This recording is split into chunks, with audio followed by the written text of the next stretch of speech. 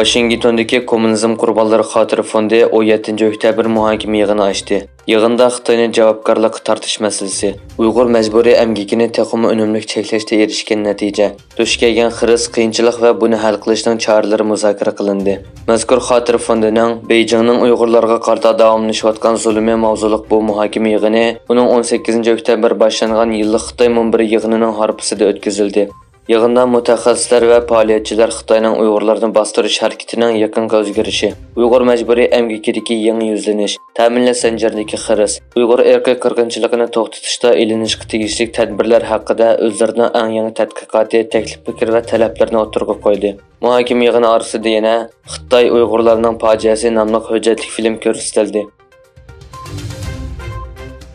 Xitoy siyosiy kengash a'zolaridan tashkillangan bir o'mak Sharq Turkistonga tekshirishga borgan bo'lib, irqiy qirg'inchilik va assimilyatsiya siyosatlarini ta'kidlab, atalmish o'tir boshlang'ich maktablarining Junxo munavvar an'anaviy madaniyati tarbiyasiga turtki bo'lishi kerak deb chora soldi.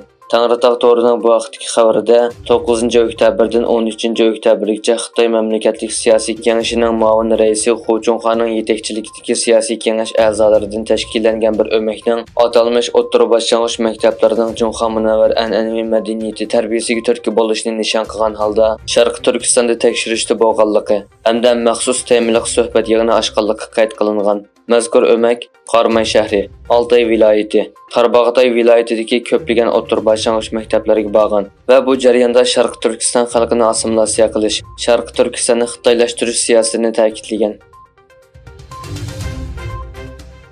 Rossiya energiya shirkati Gazpromning mas'uli Aleksey Millerning aytishicha, Rossiyaning Sibiriya elektr turbi yo'li orqali Xitoyga yetkazilgan gaz miqdori bulturqidan 46,6% oshgan.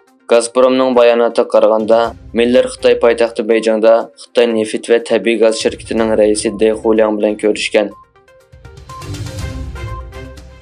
Amerika Mudofaa Ministerligi 5 burchakli binoning Xitoyning harbiy va bexatarlik taraqqiyot yillik dokladida Beijingning 2022-yili yadro kengaytirishni davomlashtirganligi ko'rsatildi.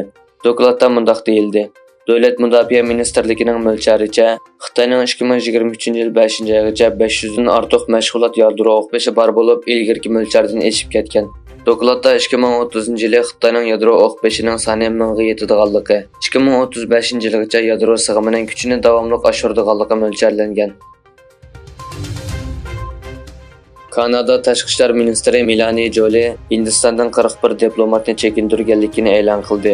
Ma'lum bo'lishicha, Hindiston tarafidan nashr qilingan 40 kishining ismi bor bo'lgan bir terrorlik tizimiga kirgizilgan bo'lguncha saq tashkiloti Xoliston ozodlik armiyasining boshlig'i Hardip Singh Nijjar 18-iyun Kanadada o'ldirilgan. Kanada bosh ministri Justin Trudeau Nijjarning o'ldirilishida yangi Dehli hukumatining qo'li borligini o'tirg'a qo'ygandan keyin ikki davlat munosabati jiddiylashgan edi. İsrailning G'azza rayonida davomlashtirayotgan bombardimonlarda 1524 bolani o'z ichiga olgan 3785 odam hayotidan ayrilgan.